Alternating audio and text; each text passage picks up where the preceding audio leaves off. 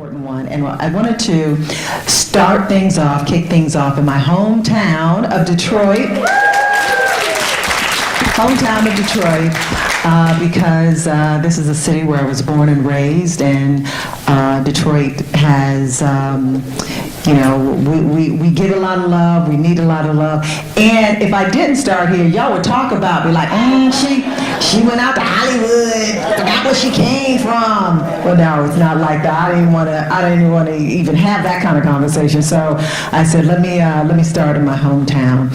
So I was just doing research because there's so many organizations, great organizations that are in need of help and support, and I found the amazing Alternatives for Girls. Yes. That I know a lot of you already know about, and hopefully after this more and more people will know about them, and just trying to raise their awareness. Come on in, ladies. Hi, how are you? This is so wonderful. I'm so happy that we're getting all these young ladies in here. This is amazing. This is great. So Alternatives for Girls, they do so much, and at the end of our discussion, we are going to be myself and Pamela Alexander from Ford. We're going to be presenting the first check from Shaun Foundation for Girls to Alternatives for Girls. Yeah, so you got to make sure to be a part of that and tell everybody that that Ford was supporting this mission, and I'm just so very, very excited. So I think can we start rolling, because we're on a really, really, really tight schedule. So what we're going to do is we're going to hear from Pamela. We're going to hear from Juanita, the president of the museum, and I wanted to do more than have a just check presentation. I wanted to make this a conversation, and I wanted to talk about this issue of human trafficking and how our girls and young women are at risk in our society. And I didn't realize how big the problem was in Michigan, and started researching and started talking to Celia Thomas at Alternatives for Girls, and just talking about how big this issue is. And I know there have been, in the city, many discussions about human trafficking, and I wanted to make this one a little different. I wanted this to be like a big sister conversation. I wanted this to be all women, and I wanted the audience to be all women. The guys are invited too, but I wanted women who are at the forefront of this, combating this issue, to talk to the young ladies and the girls in the audience about what's happening in our city and how they can protect themselves when they're out in the world and they're meeting all these different forces. So I think we have put together a phenomenal group of women that I'm very, very excited to introduce you to. Once we kick off the conversation, we are going to start with three amazing women who have very personal stories to tell. And you'll hear directly from them about what life is like being trafficked. When I was listening to some of their stories, it was just, I'm telling you, they are survivors. They are survivors in the truest sense of the word. And their stories will stay with you. Let me introduce you to a wonderful, wonderful woman, Pamela Alexander. She's my dear friend, and she is making all of this possible. And come on up, Pamela Alexander.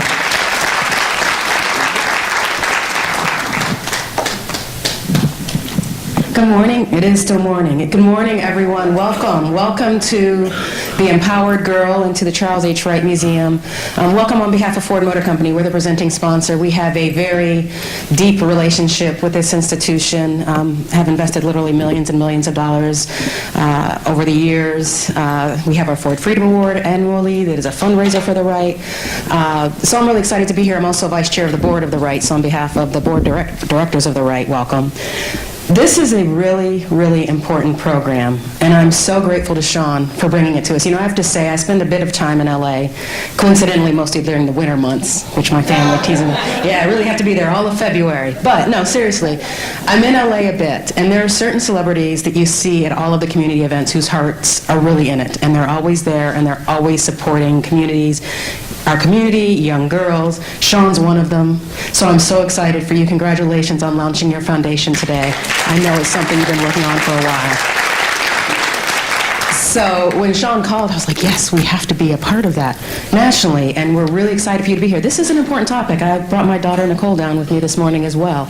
It's so important to our community. We have numerous programs where we try to empower young people, and especially young women. We had our Freedom Sisters exhibit that celebrated the women of the civil rights movement because they didn't get their due at the time. That traveled the country for years. We have any number of programs, from anti-bullying programs at our Ford Resource and Engagement Center in Southwest Detroit.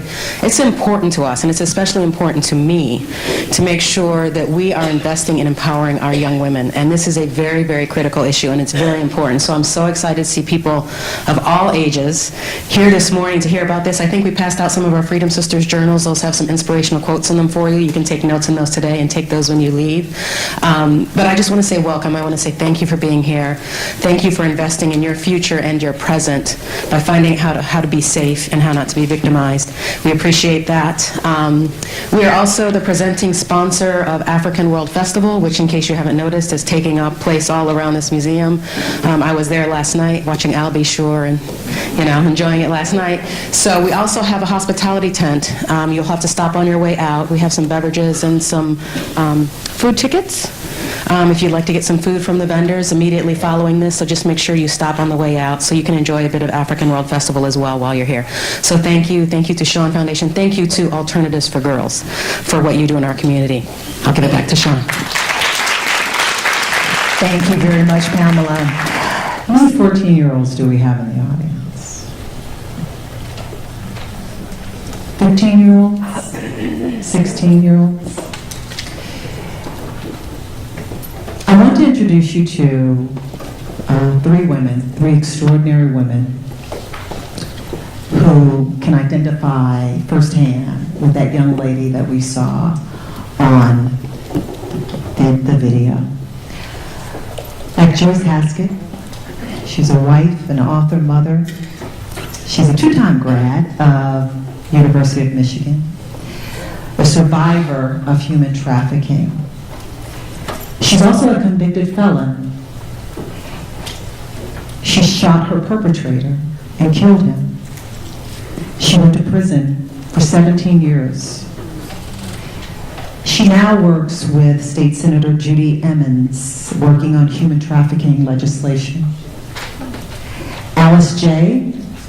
is the author of Out of the Darkness, a survivor's story. She's the creator of Who Am I Now workshops.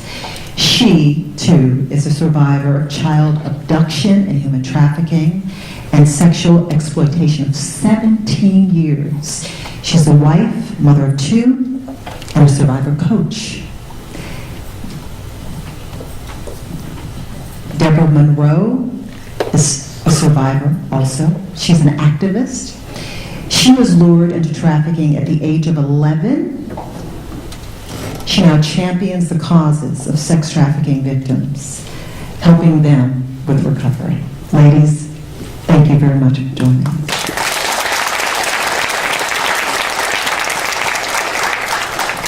Deborah, I'm going to start with you. When I was talking to you about your story, I was just, it just really brought me to tears. You went to the Jackson County Fair. So 2 weeks prior to the Jackson County Fair coming, I was really excited. I had just turned 13 years old and was looking forward to being there. The reason that I wanted to go there was because I was searching for a family. My family was very dysfunctional. My father was a chronic alcoholic, and my mother would disappear for long periods of time, so we found ourselves in and out of foster care. I was going to the fair that day because, they had this sideshow that with people that were different, and I felt I was different, so I was going to go there and be able to be accepted by somebody else. But what I found that day was a man that paid attention to me, that said all the right things to me. I didn't feel threatened by him, and by the end of that day, I had left the fair with him. What did he say to you when he approached you? Do you remember? No. I don't know what I said to him that made me vulnerable at that moment, because I'm sure I wasn't the first girl that he talked to that day in the fair. I mean, there was quite a few families and kids there that day. It was one of the biggest events that we had in that county in the 1970s. But whatever he said to you, he made you feel in that moment safe, right? He must have made me feel safe. He made me feel like he cared about me. He gave me something that nobody else in my circle at that time was giving me. When he took you back to the hotel, whenever I think about this, it just almost brings me to tears. When he took you back to the hotel, tell them what was in the hotel room. There was a kitten, and at that time, he told me that it was just, the girl that was there before me had left it, and so it was abandoned. It's kind of how I was feeling already, so I felt that I needed to be there to take care of that kitten. So he left you right there in the hotel room all night, right? All night by myself with the cat. And then the next day he came back to get you. The next day he came back, and he told me that we were going back to Jackson because he had brought me to Detroit. When we got back to Jackson, he told me that if I wanted to be with him, I would be sitting at the bus stop waiting for him within 1 hour. And then if I didn't want to be with him, there was $20 that he had gave me and told me I could go back to the fair and just continue to do it. And you didn't have anywhere to go. You didn't have a home to go back to. Well, it wasn't so much that I didn't have a home to go to. I just felt like he was abandoning me just like my parents had abandoned me at times, over and over. And so I was, it was more about what did I do wrong? Why didn't he want me? So I sat at that bench for the hour waiting for him to come back and thinking that he wasn't, because that's how, my parents had been. They weren't coming back. So. He took you, then you stayed. He came back to get you. He did come back an hour later, and then took me back to Detroit. That night, for me, I was a virgin at the time that I met him. I had never had been in a relationship with anybody. At that time, I was just starting to like boys. And so he was the first person that I was with. And the second person that I engaged with was a person that was paying for sex. Okay, so we have young girls in the audience, but this is an important conversation. So we're saying things, we're speaking in a way that, we're just telling you what happened because it's really important for you to know. He came back, he took you back to the hotel. He had sex with you that night, right? Yes. You were how old? I was 13. You were 13, he was how old? He was actually 19 years old. He was 19. So for me, he wasn't like this old, scary person that you would think about. He was 19. He was charismatic. He was cute. I was looking at him more so as wanting him to be my boyfriend. Right. He had sex with you that night, and then the next night, he made you have sex with somebody else. The next day, I was brought to a house where there was other girls there. Most of us were underage. There was about 4 of us that were ranging from the ages of 13 to 15, and then there was one girl that was about 18 years old, which was his bottom girl. And she was the one that, made sure we were dressed, made sure that we got to work, fed us and things like that. But then she also was working right alongside of us. So the next night, you were now engaged with having sex with multiple men. Yes. He had a quota, didn't he? He did. At that time, we're talking way back. when I first got with him, the quota was $300 a day. And the going rate... That you had to give him... I had to give him every dime that I made. And some men paid you how much, and then what was... So it didn't matter what you made. If you made over 300, you still gave him everything that you made. If you made less than that, then he would think that you were out messing around, you weren't doing your job, and there could be consequences by not performing and giving him what it was that he wanted, because the average, he would average about what we should be making by what everybody else was bringing in. We're going to finish your story, Deborah. I want to go now to Alice J. Alice, you were taken at gunpoint at 11 years old. 11. What do you remember about that day, Alice? I just remember that I was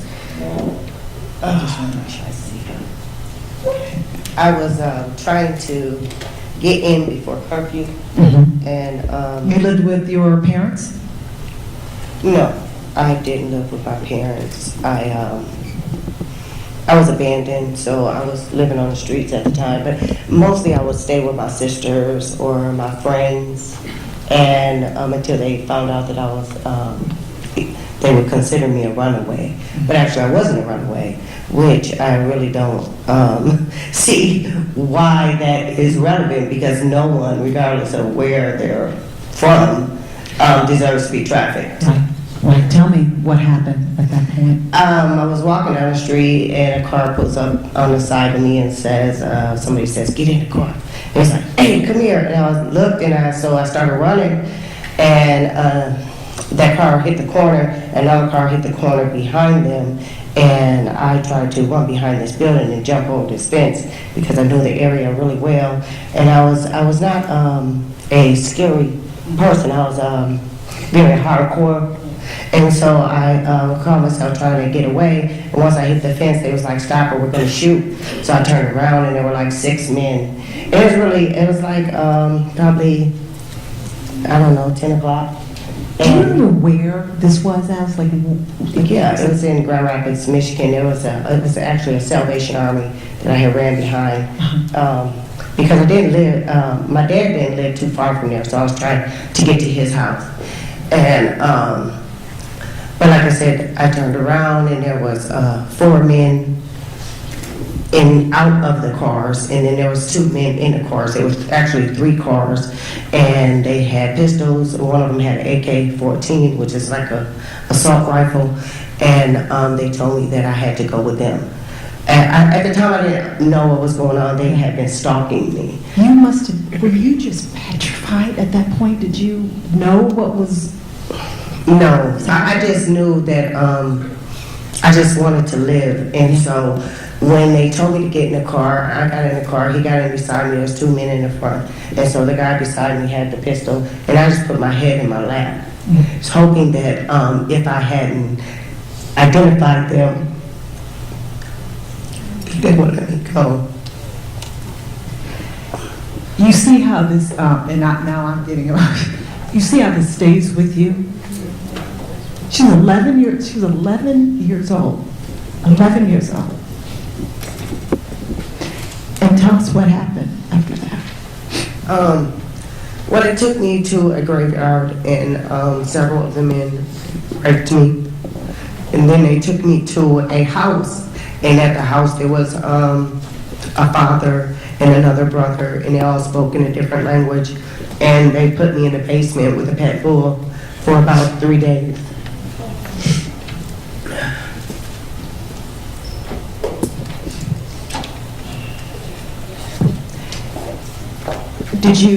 Did you think at that point, Alice, that there was anybody looking for you? Did you think somebody's going to find me, somebody's going to rescue me at some point? No, because I had been abandoned, so I really didn't think no one was looking for me. And they made it very clear, like that they convinced me that they were saving me, that they were rescuing me because I was going to die. And then how did things progress? Did they say, okay, you now have to do this? I mean, what? No, it was, when I came up from the basement, they were actually having a party. And it was several women there, and they were all saying, let's get naked. And they were doing, you know, just, he was like a god in that household. And so he had them jump me. There were 6 of them. And because like I said, I was kind of like a tough kid because I was like a tomboy. And so he was trying to break me, and that was it. That was the method of trying to break me down to the point where I would conform and to whatever it is he wanted me to do. And then they dressed me and put me on the block, and 25 cars lined up around the corner. And the police came and said, you have to get her off the streets because she's too young. So I spent the next 5 years in places that they call brothels, but they're disguised as bathhouses, strip clubs, casinos, hotels, different houses all over the country. So we went from kind of state to state to state to state. And at some point, I wanted to be free more than anything else because you would get in, but you couldn't get out. And so I started to conform just so that I could be free. So I accepted the life that was presented to me. Right. Would you cause yourself just to go mentally in another place when this was happening? I mean, when they brought man after man after man after man in the room? Yes, that's one of the reasons why they say that I'm still sane. Yeah. Is because at that time I was very good at disassociating. Yeah. So I was there physically, but I wasn't there emotionally or mentally. And so that's why when I talk about it, even today, I relive those feelings because they were kind of stolen. I kind of suppressed it at the time. Joyce Haskett, what do you remember? Your experience was the same, but a little different, because the guy, the perpetrator, you were in love with him, weren't you? I thought I was. Yeah. And he wasn't even cute. And I'd just like to say that, first of all, that these aren't stories that any of us want to tell. And see a lot of parents, you never know who's watching your children. Young girls, you never know who's watching you. There's always somebody waiting in the wings to give them what you don't. Whether it's time, attention, money, love, freedom. I thought I was in love because I needed somebody to love me. And I wanted to be in love. So this was somebody who, in the beginning, bought you gifts? Oh yeah, it was the honeymoon. That was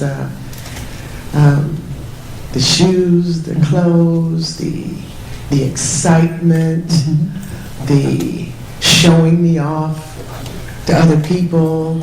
Like it said that she's got value to me. Right. She's got value. She's the one. So he treated you really well Oh, it was in the awesome. beginning. What was the age difference? How old were you? Oh my goodness, he was about 20 years older than I was. Mhm. Or maybe even older. But it's their business to know how to hone in on the vulnerabilities and make you believe everything they say. The three of you have so much advice that you want to give the young girls in the audience today, and we're going to get to that, but I want to hear the story. So this was a guy you thought you were in love with, you thought he loved you, he wined, he dined you, all of that. Then things started to change. Tell me about that. Well, my name stopped being Joyce. And all of a sudden it was bitch this and bitch that. Next thing you know, I was getting knocked down for saying things like what I thought. Well, bitch, who told you to think? It's not your job to think. I do the thinking. And it was pretty easy for him because my mother, my grandmother and grandfather, mother, we all lived in the same house at the time. Like a lot of, grandmothers sometimes always have a house that's big enough for their kids because they know they're always coming back. Your mother loved this guy. Yes, because he brought him liquor and gave him money. And then, tell me the transition. When did things start becoming, he started degrading you, he started calling you names, and then when did the trafficking, that was part of it, that was the beginning of the trafficking. When did it start? It was the beatings first. The beatings, the threats, and since he knew that they liked him, it was so much easier for him. And I would show up beat up or face all swollen. It would always be, well, Joyce, what did you do? And, why do you keep doing these things to make this man do this to you? And if you leave him, what about us? He's good to us. So this is my support system. So what they do is they take away your choice. And they isolate you, and he tried to get me dependent on drugs. But God was good to me. My system would not take heroin. I just couldn't handle it. If I had it, if I had it, I was throwing up. And if I wasn't on it, I was asleep or my head was in the toilet. I was no good to him that way. And so for me, it was more about how do I make her so afraid that she's going to do what I tell her to do. And he threatened my children, my family, the people that loved him. He would say things like, go ahead on, bitch, you can leave, but you'll come to your mama's funeral. Or go ahead on and I'll have those two little bastards of yours turned out in the next week. And sometimes you do these things, sometimes you kind of get immune to the beatings because he needs you to make the money. And then it's not so much the beatings that keep you there, but the fear for your family, your children.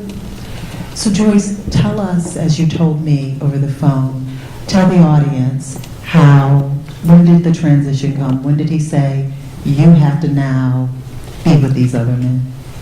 Just one evening, all of a sudden appointments were being made for me to meet people in hotels. He just said it. This is where you got to be tonight. You weren't out on the street corner. I was never on the street corner. I was a commodity. I made house calls. I was one of the call girls. And because I was clean, I was straight, I didn't have any tracks or anything like that, and I'm fine now, but I was really fine back then.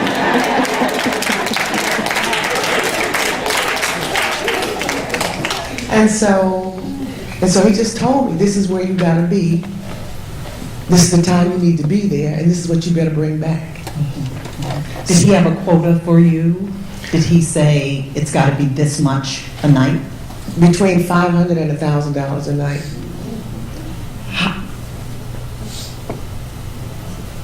How many would that be?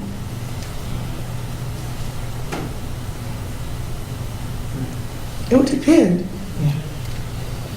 Yeah. Sometimes there's one, and like Alex was saying, sometimes there's more than one.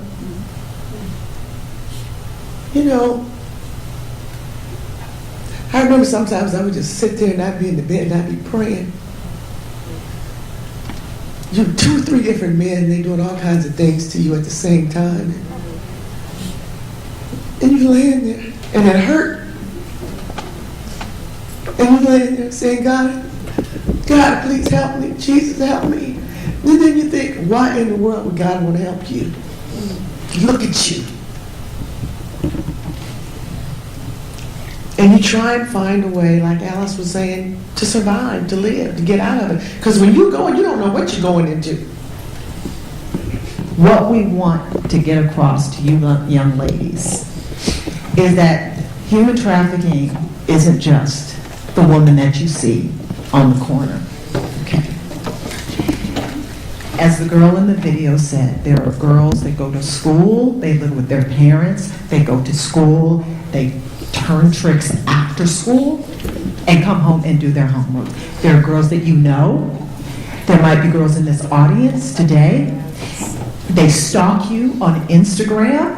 You trying to be like these celebrities that are posting naked pictures of themselves. That's what they're looking for. That's what they're looking for. They're looking for that. They're looking for you on social media. They are out at the malls. These guys are everywhere. Ladies, am I right? Are they everywhere?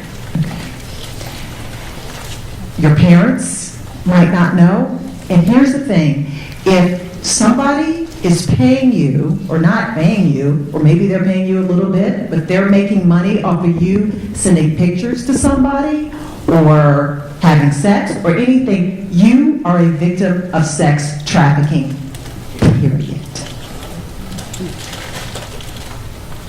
If somebody is asking you to send pictures to them, you are a victim of sex trafficking. If you're Snapchatting somebody, you are a victim of sex trafficking. I wanted this to be a sister-to-sister conversation today because I think that women bring a special and unique perspective to this issue, and so I just wanted to make sure that that we just celebrate the women who are here sharing their stories and are doing such extraordinary work.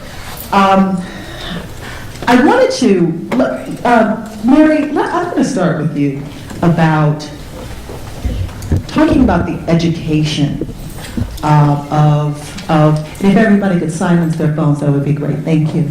Just talking about the education and the need for more education surrounding the issue of human trafficking and what's happening in Michigan, what's happening in Detroit that is making this such a big problem. Testing. Is that good? Working?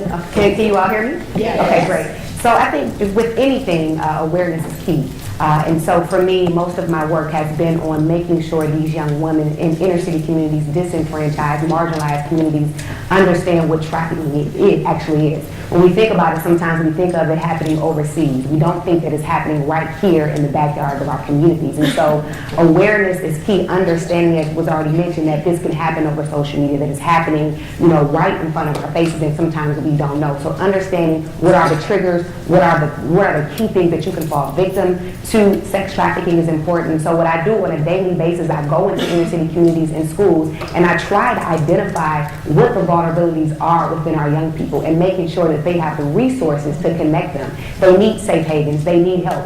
When I heard the story here of the lady in the middle who said she was gone, where is the community? Where is It Takes a Village? How can someone go missing from a community and we as a community are not there and saying, where is this person? And so I have to, in my everyday life, I try to make sure that we build this sense of community. It takes a village to raise a child, and we all have to make sure we're a support system for one another as women. That's right. And Celia, at Alternatives for Girls, I mean, you're seeing women or young girls that have the same stories as Deborah, as Alice, as Joyce, but you're also seeing, you're seeing them very, very young. What's the youngest girl that has come into Alternatives for Girls after being trafficked? Oh gosh, typically we're hearing stories of girls as young as 14, 15 years old. At Alternatives for Girls, we work to try to support girls as young as 4 and 5 years old through prevention programming. We also do work with outreach and education. That's Dina's subject area. And then we have our shelter that works with older girls, 16 and older, up to 21 years old, and they come in with a range of needs, and our whole focus is on empowering every single girl to be strong and powerful and deliver their story in a positive way. We see girls and women who, like these 3 brave women to tell their story today, we see people who are forgotten, who society doesn't care about, doesn't look for, who own families turn their backs on them, and sometimes the family is actually the perpetrator, and that's not always. Are responsible many times for trafficking the young girls. Yes. We do a survey on our street outreach every few years, and too often I've heard when I ask the question, how did you get here? How did you wind up on the street? What happened first? And I'm told things like, well, when I turned 13, my mother said, before you go have babies, go make me some money. And they put them out on the street. But this is not unique. Just this past summer, one of our outreach workers was in a party store passing out leaflets so that girls who are on the streets, who might go into the store, would know where we are. We asked for our poster to be put up in the store. And the worker and a mother behind her, they said, teenage girls can be homeless? Girls don't have to be homeless. They can just have sex. And that mother said she was telling her 13 and 11-year-old daughters that message.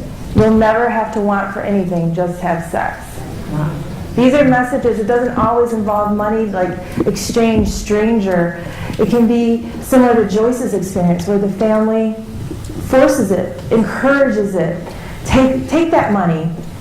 You know, don't give away anything for free. Yeah, and the parents in the audience today are saying, well, now I would never do that. Not my daughter, not my child. Yes, unfortunately, often is the case that I am seeing the victims right after they've been recovered, many times because we're the ones doing the recovering, depending on the situation. But yeah, it's a very difficult thing a lot of times. And Celia was saying, you know, you all get 14 and 15-year-olds. Just this year, I've had a 13-year-old cocaine addict, two 14-year-old I had a 17-year-old heroin addict, 14-year-old, two 14-year-olds that we recovered more than once. And a lot of times it is because they have a girlfriend that gets them involved. And, you know, we all have our friends. We believe our friends. You know, my friend is going to, you know, get me in a bad situation. The problem is that the friend is being forced to get the friend into the situation. Or the cousin, as Dina stated, it's a family affair. Often we find traffickers that are 16, 17, the trafficker, because they're in it with their uncle and father, you know, who are showing them the trade. So your parent, you may know your own child, but you don't know everybody that your child knows. Absolutely. And unfortunately, your child doesn't know everybody they know. Right. Because they think that Instagram, Snapchat, Kik, whatever it is, the app of the year, app of the day, that these people are real. And a lot of times they're not. They will send a picture of what you think is that person, but it's not that person. It's somebody, a person that they know maybe. Maybe it's a person from a magazine. They send it, you think that's who you're communicating with, you start this relationship, and there you go. Judge Thomas, you've been looking, you are an advocate, a real advocate of alternative sentencing. And that is because we have long thought about women And girls as the criminal. And they're not criminals. They are victims in this situation because they have been forced into these situations, and the courts have not traditionally looked at it that way. Talk a little bit about that. I'm a strong supporter of what we call treatment courts. And I created one for Veterans Treatment Court for Wayne County. And I discovered a number of young people coming into the court where they were being charged with offenses, and the scenario would go something like this. After providing the services, the young lady would steal the car keys while the gentleman, if you will, was refreshing his, self. And then she would take the car, and it was her responsibility to not just bring the money back, but the car as well.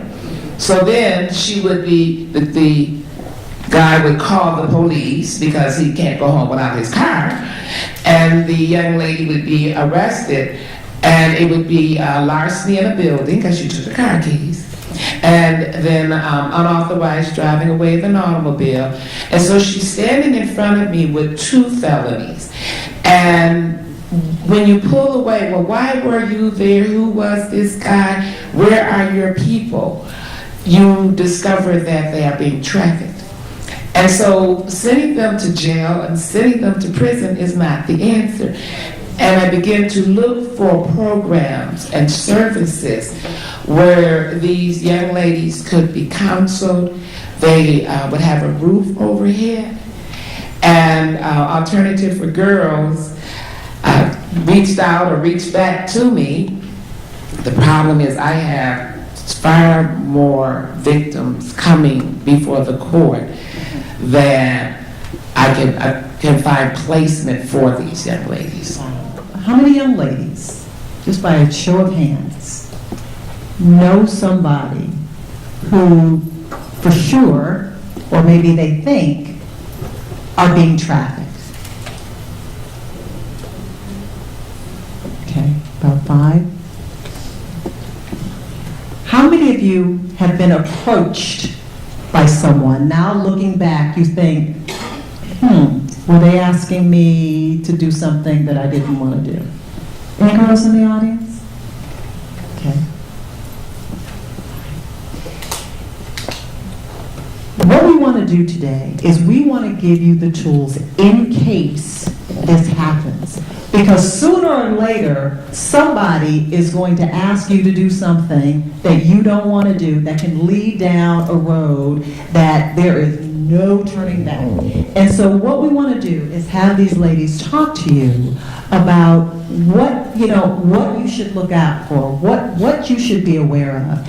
And Alice, I'm going to start with you because the conversation that you and I had was a really deep one because you talk to girls all the time. What information would you want to give to them about preparing themselves and just warding off danger and being vigilant about anybody approaching them?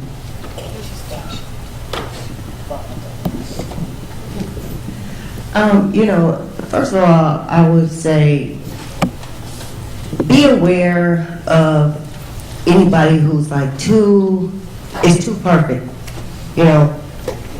Want to buy you gifts and take you places and that this person don't have no job. And because a lot of girls get caught up like that because he'll buy them all these things and then he'll say, oh, well, I am, I'm a felon, so I can't get a job, and so you have to do this to take care of me now that he's been dating her for like 6 months, things like that. And also be aware of people tell you, don't tell anyone. Anytime somebody tells you don't tell anyone, that's definitely a red flag. Because someone who has your best interest wouldn't tell you not to tell anyone. They want people that you know and love you to know about your relationship. Also in the media, aspect of it, is always post things past tense.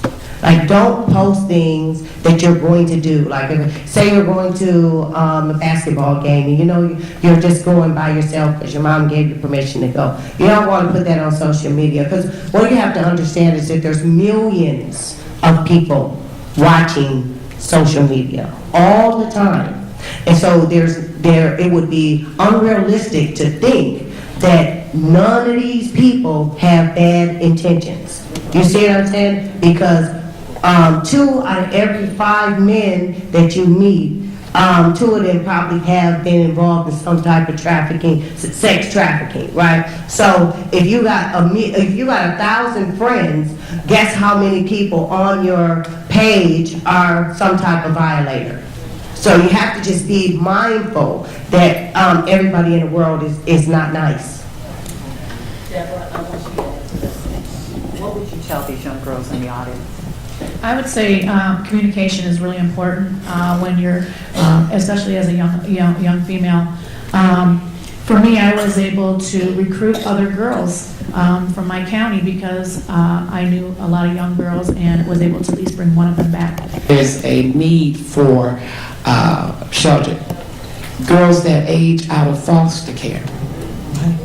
when they age out of foster care, oftentimes they are, okay, I'm not getting a check for you anymore. And some of them, there are programs where they may be able to go into independent living. All of our young girls do not know that that program is available. Some of them, there are college programs. Western Michigan University has a program for children, young girls, boys, aging out of foster care. But they don't know about these programs. And so I see a lot of that population. I wanted to say, when we talk about the different type of populations, what I usually see when I go into these schools in the inner city and the city of Detroit is you have some who fall victim because they're trying to make ends meet. But then you also have the young women who just want the lifestyle. They want the purses, they want the clothes, they want the shoes. And I think it's important for us to continue to instill basic morals and values into our young women because the hip-hop, the music, is teaching our young women that it's about material things. And they want the fast life, right? And so I see women who come from some dysfunctional families, but they still have a steady family, they have support, but then they're out here, they want to be rebellious. I think someone mentioned that they were a little bit rebellious at a young age, and they want the fast life, and they fall victim to it, not knowing that once they're in, it's so hard to get out of it. So I think it's so important when I want to leave with people is what can we do? Number one, we have to mentor. We have to reach back to these young women because we all here are struggling in some way. And I tell our young women all the time, don't be afraid to speak to your situation and to what you're going through because we all come from something. It's just being brave enough to speak about it and finding the resources to connect you to improve your life. And so I just think it's important that we reach back and help one another because there's so many women. When you ask what's going on in Detroit, there's a lot of women that are hurting. They're struggling, they're in need of help and resources, and there's not enough mentors. There's not enough safe havens. There's not enough programming to help our young women. So I think that's what it's about, is making sure that community steps in and helps these women in these situations. Right, and I'm so glad that you said that, Mary, because I know there are a lot of parents in the audience saying, look, I'm a good parent. You know, I know where my child is at every moment of the day.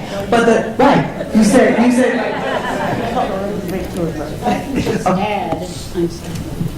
If I can just add, by way of advice to young people in the audience, okay, what we want to tell you is that we do care. We absolutely do care. We care about Treasure and Tara. We care about Fatima. We care about Layla, Sierra, Michaela.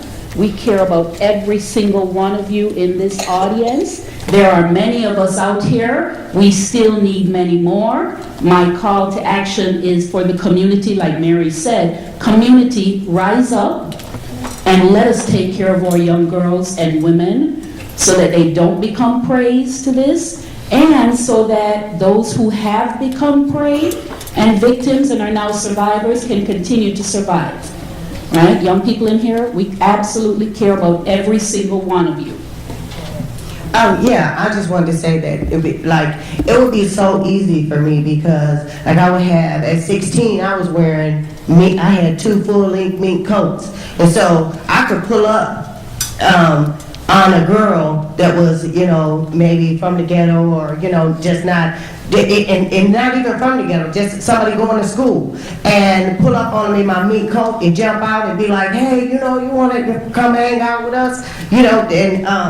And so just convincing them by the glamour of just how I was looking, I could get girls like that so easy. And then I'm like right now I do groups with girls, and what I'm finding a lot of is a lot of our youth are just putting themselves out there. It's not even nobody pimping them at first.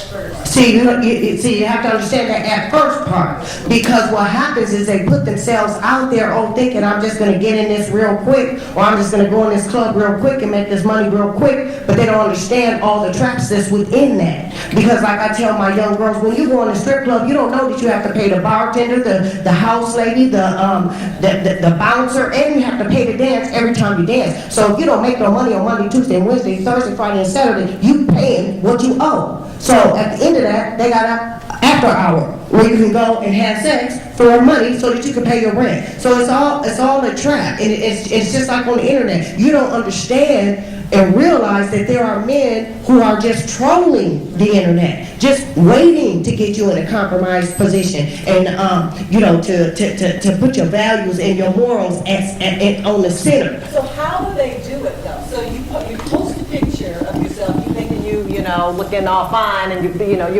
posting butt shots like some of these Hollywood celebrities post all the time. So there's several ways that they do it. Then what happens after that? Yeah, because what happens is if you post a picture of yourself in say a skimpy outfit, I could take that picture of you in that skimpy outfit and put that on another page where I got men who are seeking out women, right? And then I control your page until you tell me where you're going to be at a certain time in a certain place, and then I put that on that other page where you're going to be at, and then 10 men can meet you at that place. It's just that simple, and on top of that, pimps also troll the website. They troll Backpage. They're waiting for that girl who puts herself out there so that they can try to manipulate and wine and dine her. I think we need to look too at the decriminalization of the victims. And I think that as a community, we have a responsibility to speak on that aspect as well. Because even as the victims, as we are able to give them shelter, as we are able to treat them, they have the stigma of being a criminal, the stigma of being a felon. And it interferes with their ability to continue to go forward with life in order to get a job and be independent. And so I think that we need to push more as a community for treatment courts, so that if they complete the program, the record is sealed, their conviction is sealed. They don't have to go through life tagged and stigmatized because when they were young, they were victimized or they made a bad decision. A person who makes a bad decision is not a bad person. And I don't think as a community that we speak loudly enough or often enough about the aspect of not labeling victims as criminals. I kind of have another realm prior to that. Okay, so when we recover young ladies, we automatically have to contact the Department of Health and Human Services, which is CPS to most of us, and they then have to find some place for the child to go. The problem is that with the human trafficking laws in place now, which I'm all for, we cannot charge a child. We can't charge anybody, especially at the state level, but federally we couldn't charge it. But at the state level, you can't charge a person under the age of 18 with prostitution, because the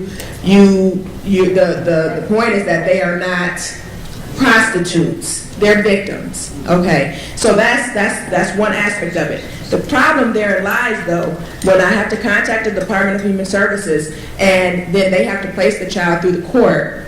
They can't be placed in a secure facility because that's a violation of their civil rights. So literally, we spend hours developing ops plans and search warrants and so on and so forth, and 4 hours later, that child is back on the street because she had to be placed in an unsecure shelter. And because they don't know anything else, or they think they're going to get in trouble, or the trafficker is going to find them and beat them or whatever, they are trying to get back to that person to say, I didn't tell them anything. I didn't, they found me. It wasn't me. They're back at the shelter. They leave the shelter, and then the next day, we're doing this whole thing all over again. So it's a very interesting dichotomy that you have, because you have where we don't want to criminalize them, but you want to keep them safe, but legally you just can't. And it's very difficult. Just a couple of things. Since we're talking about this thing, let's talk about this thing.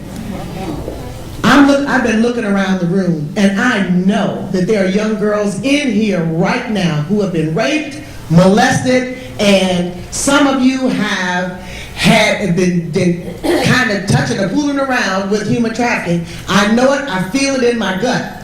There are some grown women in this place who have been raped, never told anybody about it. We don't tell people about it because we're ashamed. And we don't tell people about it because the first thing they want to do is judge you for coming forward. So number one, if people are really sincere about wanting to help and wanting to be a resource, you must make yourself available. You must make yourself approachable. One of the, you know what, if I knew then what I knew now, I would never have a daughter who had a sleepover with somebody else. Because, that's right. Because on the other side of the throwaway kid or the one that just jumps out there, on the other side of that is the good kid raised in a good home with great parents who goes to a sleepover who doesn't know the other people who are at the sleepover. Sometimes I think statistics say that 48% of young girls who are molested by a family friend or a family member. Nobody tells because they're ashamed, they're afraid. They want to drink. Somebody puts something in their drink. They put something in their drink, the next thing you know, they're laid up somewhere in a bed, somebody's snapping naked pictures of them, and they're saying to them, if you tell somebody, I'm going to show these pictures to somebody and embarrass your famous mother. Or your father who has this great job. You know, we have to do more than just look at what's going on in the streets. We got to pay attention to what's going on at home. We got to pay, when parents, and I'm going to say this to young kids because I used to be one of them. Usually when parents suspect that somebody that their kid is hanging out with is a bad influence, or they have something going on that they shouldn't have going on, they're usually right. But what the kids do, what I did, what the rest of them do is convince you that you're wrong, that you judge it, that they wouldn't do anything like this, and trust me, and they go out there and they get themselves in a world of trouble. Now what happens is, why don't people tell? Two things, guilt and shame. Guilt says, this is what I did. Shame says, this is who I am. So, I'm not going to tell you, well, I'm getting ahead of myself. Okay, all right. Okay. But there are so many things that we allow to happen to us. Because, not so much because we're afraid to tell somebody what happened, but we're afraid of what they're going to think about us after we tell you. Right. Yeah, that was the catalyst of me being trafficked for as long as I did. Because like a lot of people don't understand the guilt and the shame that I felt for so many years, being locked in places for 5 years. How could I go home? How could I face society? Even today, right now, 10 years after the fact, 10 years in recovery, I had to create a job for myself. I had to invent one because they wouldn't hire me because I have felonies, and they can't expunge them because they're all over the country. So it would cost millions of dollars for them to, expunge my record. So yeah, the stigmata is so important that we have to uplift each other and support each other and support survivors in this movement, because if I'm out there, when I was out there was no survivor, there was no getting out the life. So we have to be the face, because without us, the girls that are in it will not be able to see hope. And Alice, when you said, this is something I didn't even think about. When you said that there are pimps out there who are taking screenshots of your Instagram page and then putting them on another page of girls and Snapchat, because they think Snapchat, it's going to go away. No, it's not. Not if they screenshot it. So you think it's gone. It's not gone. They have that. We think as parents that our teenagers deserve privacy, because that's what we wanted when we were teenagers. Please look at their phones. And girls, they're looking at your phones because they love you. And this is actually real. I actually can just speak of this from a personal experience. I saw things on a phone of a family member of mine that scared me. There were threats against her life. There were threats of taking her to another country. And that I wouldn't have known, and she could be gone because I didn't look at her phone. So Don't be afraid to look at your phone. Don't also, because as they have said, you may know your child, you don't know who's talking to your child. We have trust in you, we don't have trust in anyone else. So looking at the phone is actually just another act of protecting you, just like everything else a loved one would do. I just want to say a comment on Judge Thomas, what you talked about when we criminalize individuals for some of the acts that they do. A lot of times we are looked at the behavior. We're not looking at what happened to the individual. We're only trying to punish the behavior that young women or young boys are presenting at that time. And it's really finding out about what's happened to you. You know, a lot of these kids have been traumatized even before they get into a scenario of being trafficked. And then on top of that, now there's more trauma being added to on top of it. I know that, you know, you think that if you survive and get out of it, because some girls don't. You get out of it, that now that I'm no longer a threat, this person is gone, that everything is okay, and it's not. When you walk away from that, there's a lot of trauma that you need to work through because, you know, for me it was learning how to be a mother. I had lost 3 children while I was in that lifestyle. I had a lot of loss, you know, through my kids, not being able to go to school, all of these things that most young adults look forward to. I didn't have that. And when I got out of it, I thought that I was okay because I was no longer involved in drugs. I was no longer in that lifestyle. But I realized really quick that I needed to work on a lot of my issues because I still had a lot of trauma that I was experiencing. A lot of time, young adults might get involved in drugs. Alice J. talked about getting into the strip clubs, and you know, you think about, I'm just going to do this for a little while, I'm going to earn some quick cash, and then I'm going to get out. A lot of time, those are the gateways for people to meet you and then get you into that lifestyle because you're vulnerable, especially when you start using substances because you're no longer thinking clearly. You start to believe the things that people are talking about, you know, glamorizing, I said, like the lifestyle and how you are going to get famous or you're going to get rich. And you guys are going to do it together because they care about you and that they love you. And I'm going to tell you right now, they're incapable of loving you or caring about you.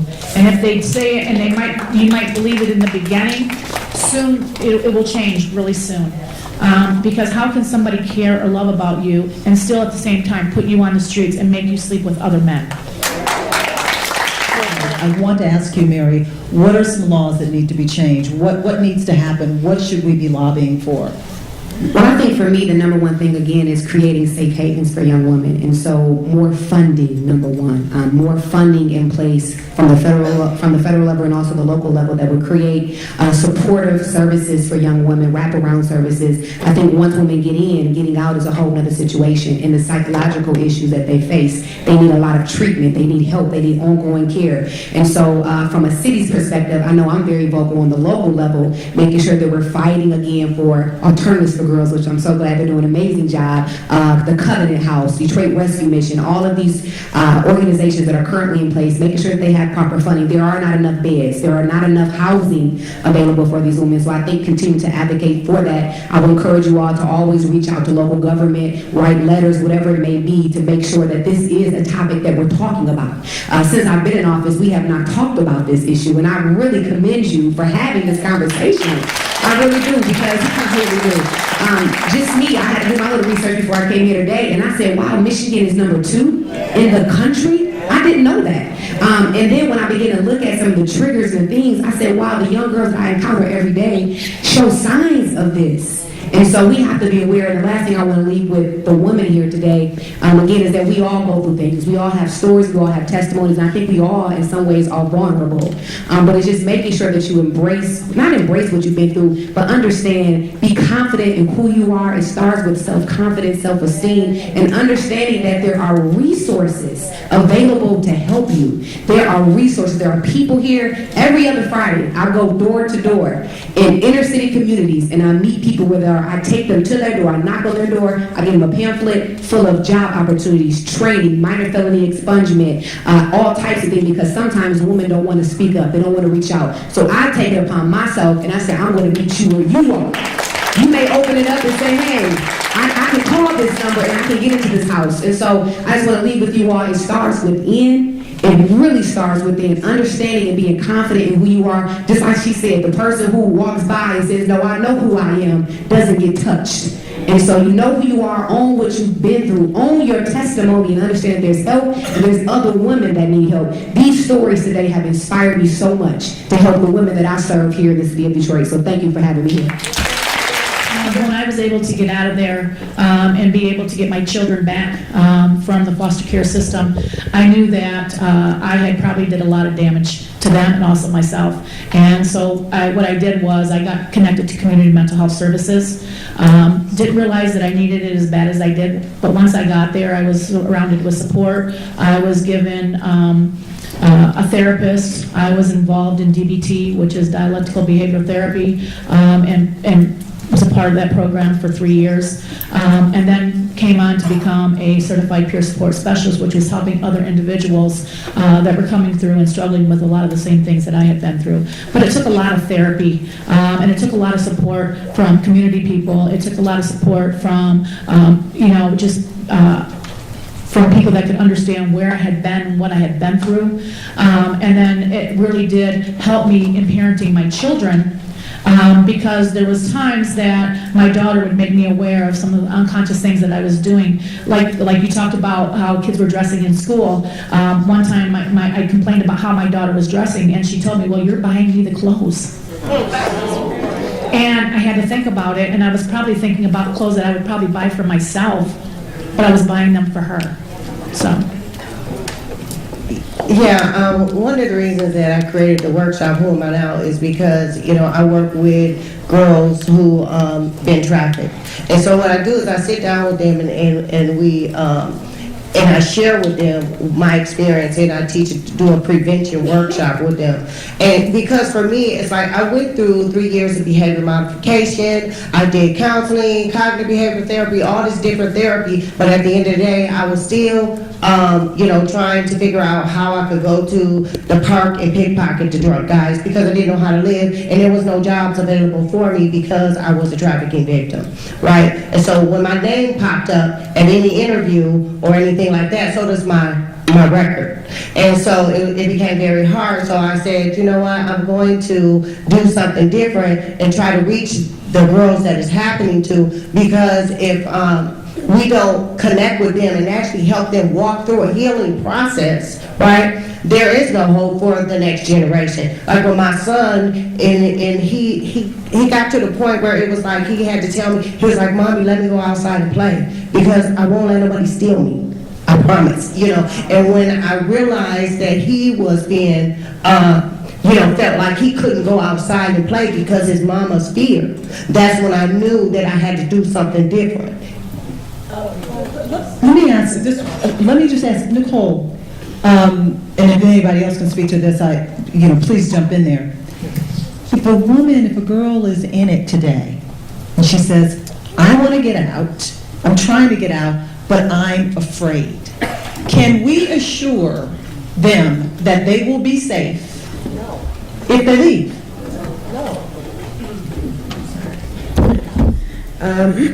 As much as I would like to say, yeah, we can assure they'll be safe, excuse me, no, we cannot. We cannot assure anybody that they're safe, and unfortunately, I'm very realistic with the young ladies that I work with, and I let them know that. But I also let them know that most traffickers are cowards. They don't want any attention brought to them. They don't want any unsolicited attention their way, for lack of a better way to put it. So when they come to us and talk to us, and if we can get them on a better path, a lot of times they're not going to beat doors down to get you back.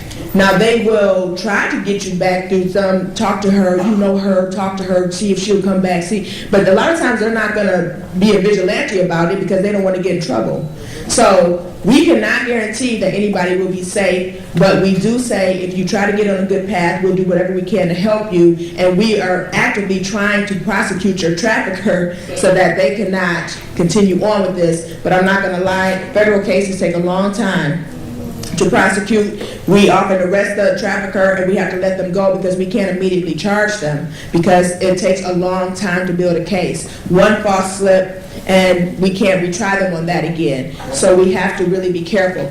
But we do what we can to assure everybody's safety. We just can't guarantee it. And Judge Thomas, a lot of times the women, they don't want to testify, right? They don't want to testify. They just want to go home. They just want to go about their business. So can you speak to that? Sometimes it's fear. They don't want to testify. Sometimes they still believe that they love the person or the person cares about them. One of the projects that I have been trying to develop and work is to a line of communication about services not only within Wayne County but across county lines. I was very active in the domestic violence struggle, if you will, in the late 70s, early 80s. And there were times when we found that we needed to have a place in another city or another state for a victim. And so if we have a victim and we can say send them to a location 4 counties over to a program where they are safe. It's more difficult for the trafficker to locate them. They're not necessarily with the same group of people.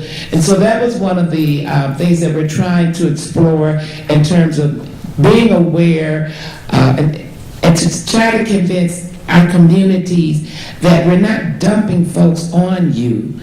All right, this problem is across the state. We'll take some of your girls. All right, you take some of ours. Same thing like with substance abuse.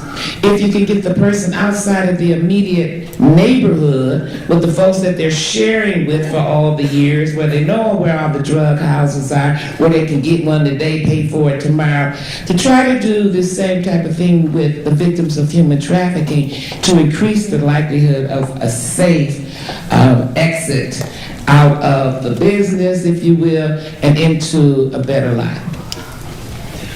Okay. To your question, what isn't healed is passed down. And I know everything Nicole is saying is so true.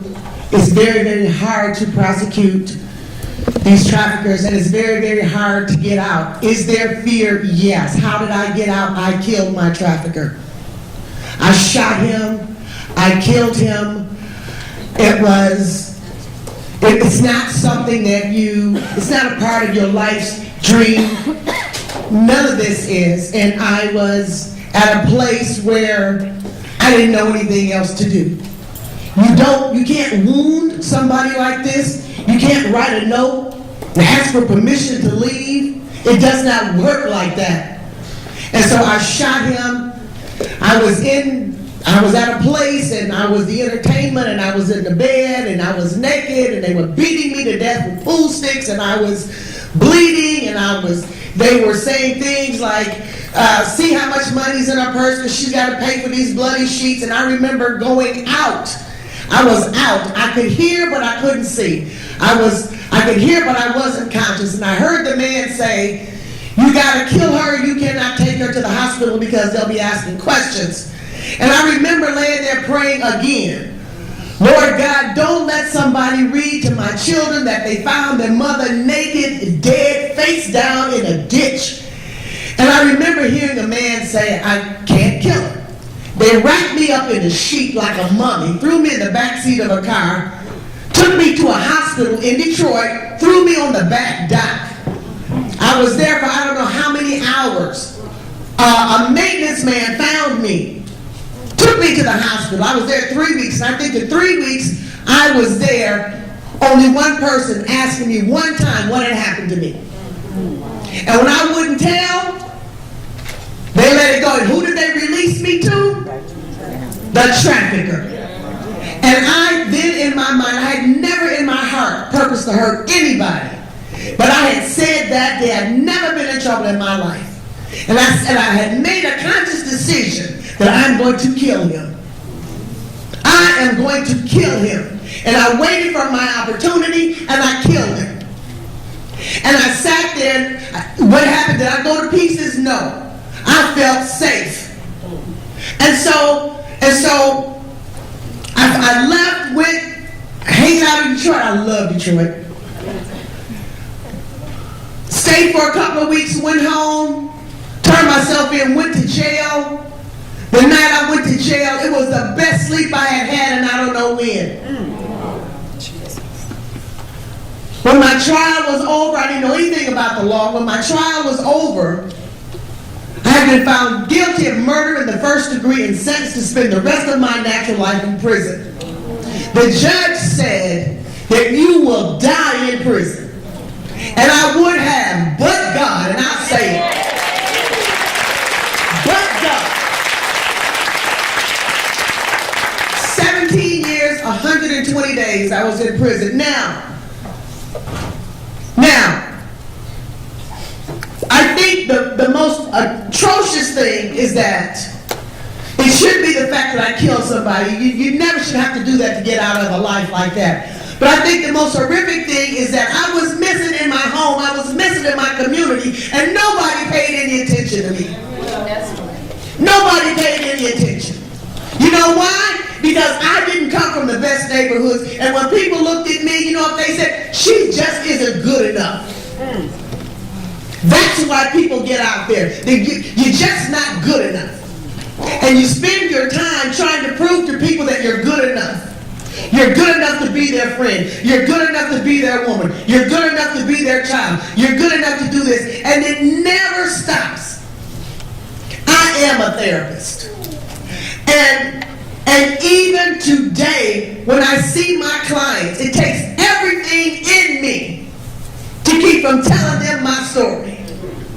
And what I want the young girls to know, anybody else to know, it doesn't matter how the story starts that's important, it's how it ends. There is life after human trafficking. There is life after guilt. There is life after shame. Children do not process information like we do, but they process. We have to have the courage enough to look in the mirror and tell the truth to ourselves about ourselves. And then sit down and tell the truth to our children. Yes. Because what you don't want is for them to hear from somebody else out in the streets. You don't want them to hear it. You want to control the way they get that information. So I'm saying to everybody here, everybody in this place, and not only that, I'm going to close with this. I'm so happy. I'm just so thankful for Senator Judy Emmons and the laws and the way she's fought for legislation for Michigan. If I had been in Judge Thomas's court, I probably would have done it today. But one of the things we have to do is, one of the laws that are on the books now, people treat young girls and the survivors like they are the criminals. And they treat the Johns like they are the victims. We have to prosecute these Johns.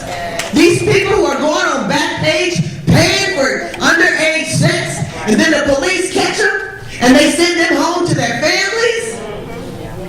The law says they need to be prosecuted. They have to go on the sex offender registry, but they're letting them go home. Because, like, in our society, this has been going on for generations and generations and generations. It is a cover-up beyond a cover-up beyond a cover-up, and it is so entwined into our communities that no, there is no rescuing her. But there is restoration, and that's why we have to empower the people that it's happening to, and we have to promote survivors and allow them to share their experience with these girls, because that is what is going to give them the strength to be able to say, I can do it too. That's why I go into any place, schools, shelters, DD places, because you know what? In our society, only a girl who's been through this has to put the prosecutor on the stand. If I was in a domestic violence situation, I don't have to prosecute him. They prosecute him for you. Why is it that she, who has been raped over and over and over and over and over and over and over, and tortured and beaten and lied and manipulated and then ostracized by society, has to somehow get on a stand and defend herself in order to get help? That is ridiculous. We're of time. Okay, yes, I'm going to get to you in just a second. I promise you. I promise I'm going to get to you. We have two other things. First of all, Alice, you got copies of your book here. They are available for I'm sure just a modest price. Also, we want to do our presentation because that's the reason that we're here, and I'm just so happy that I found Alternatives for Girls and found out the incredible mission that they have. And also, ladies, Malaya is going to sing at the end of this segment, so you want to make sure you stay for that. Sylvia, I'm going to let you wrap things up with a comment. Thank you very much. You know, on behalf of Alternatives for Girls, I would like to say thank you for showing up today. Thank you, young people, for listening. We hope that you hear something that resonates with you, that will help you move forward more positively if you're on a track that's taking you off the track that most people would hope for you to be on. Shaun, thank you. It's been wonderful working with you. We look forward to many more conversations about how to impact young people in the city of Detroit and surrounding communities.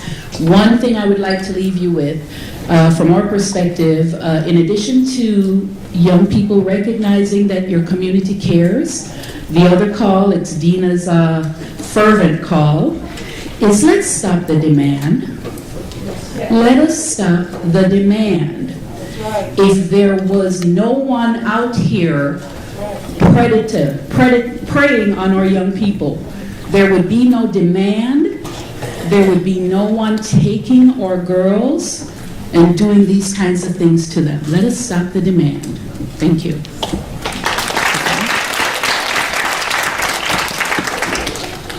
Present. This is my first grant, so I don't know what to do. What do I do? Just to make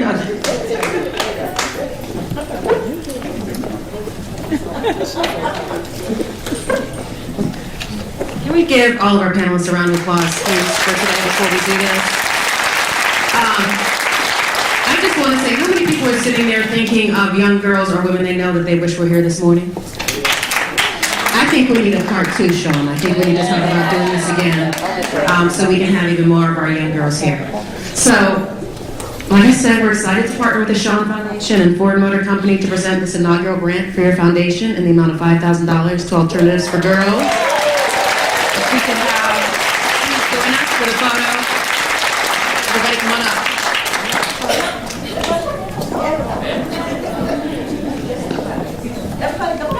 Your Honor. Nicole.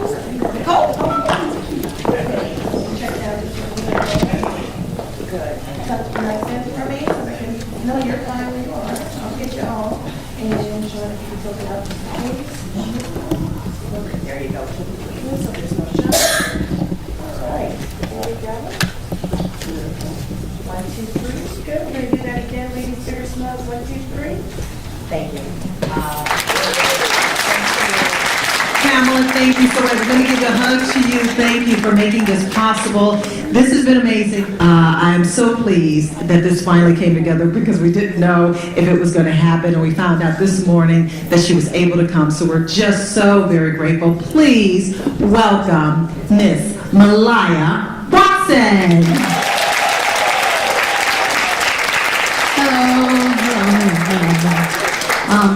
As she said, my name is Malaya. I was on American Idol, season 13, top 8. I was 16 at the time, so thank you. But I was the youngest on the show at the moment.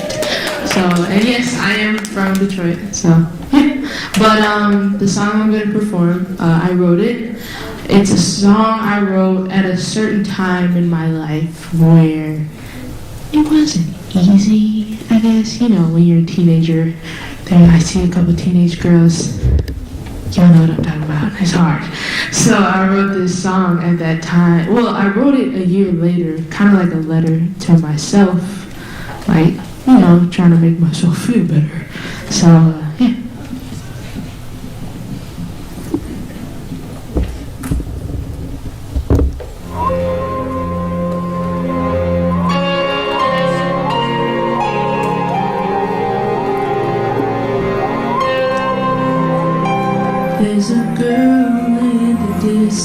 and she's asking for forgiveness while she's running around the city lonely. She said only if someone would come and hold me, would it be so cold inside? I can't hide this feeling. Lost soul in a big crowd, nowhere to go and nowhere to be found. Beautiful, I just want you to know that I've been thinking of it, yeah.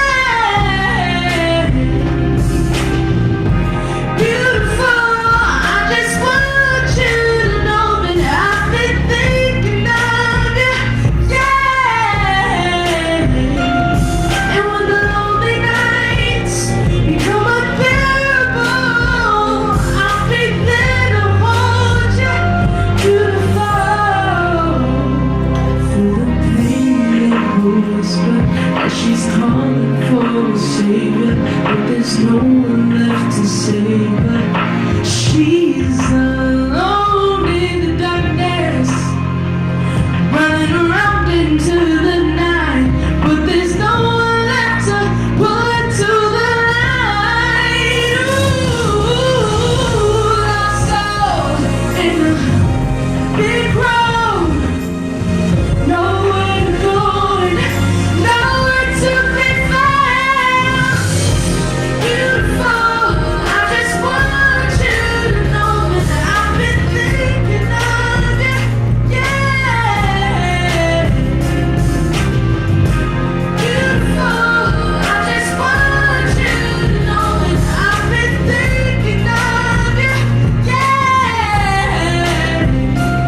And when the lonely nights become unbearable, I'll be there to hold you, beautiful.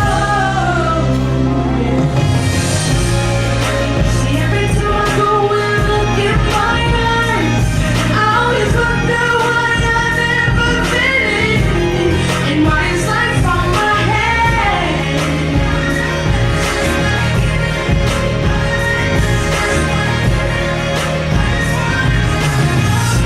You're so beautiful. I've been thinking of you, yeah.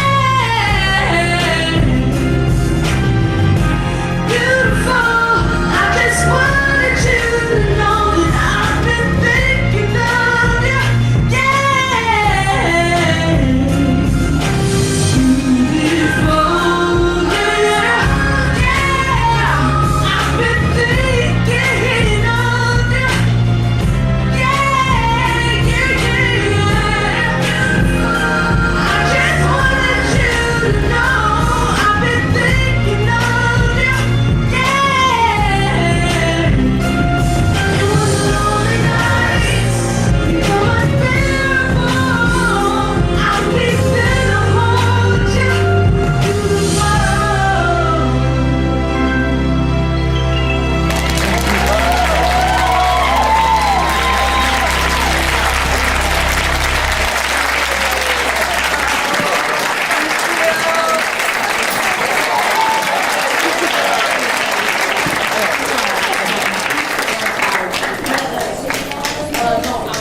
Oh, well, I'm actually working on the EP right now. I have a lot of projects coming up, so you can always follow me on social media. My name is Malaya, Malaya, so.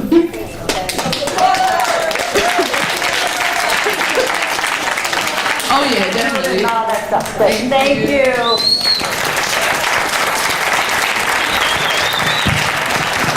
Oh, I'm so happy. I'm so happy right now.